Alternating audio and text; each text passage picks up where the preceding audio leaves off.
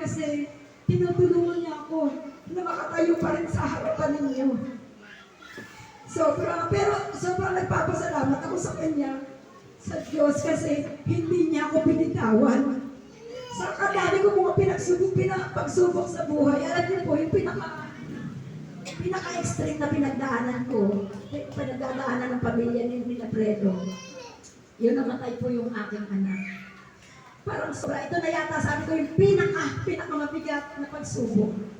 Pero salamat sa Diyos, kasi andun yung kalakasan na tinulungan pa rin niya ako, binigyan niya ako ng kaaniwan, sa tulong na rin ng mga pastor na aking nakasama. Yung time po na sobrang bigat din ang pinagdadaanan ko sa pamilya, binigyan din ako ng Diyos ng kaaniwan. At kasama ko rin po yung mga pastor, hindi ako humiwalay sa kanila. Kasi kung ako'y mawalalayo sa presensya ng Panginoon, hindi ko rin alam saan na ba ako ngayon. Salamat sa Diyos kasi sabi nga, lagi ang pinanghawakan ko pa rin noon, 1 Corinthians 10:13. Hindi binigay ng Diyos yung mga pagsubok na hindi natin kaya. At kung hindi na natin ito makakaya, ang Diyos na gagawa ng paraan para ito ay ating mapagtagumpayan.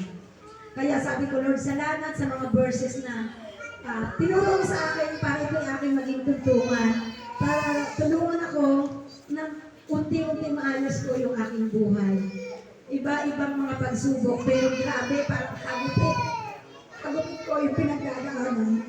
Bago may isang kaluluwa na babaguhin sa buhay, napakahirap po. Kaya sabi nga, habang ito yung nandito pa tayo sa presensya ng ating Panginoon, sumunod na po tayo. Huwag na po natin tayo maranasan natin patinding hagupit sa buhay po natin.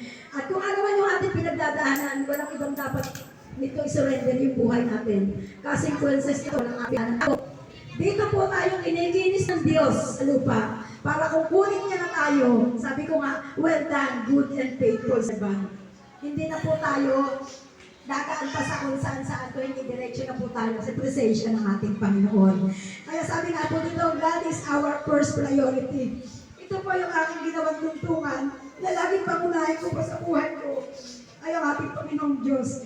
Kasi ayoko po na mahulog sa kamay ng Diyos na buhay.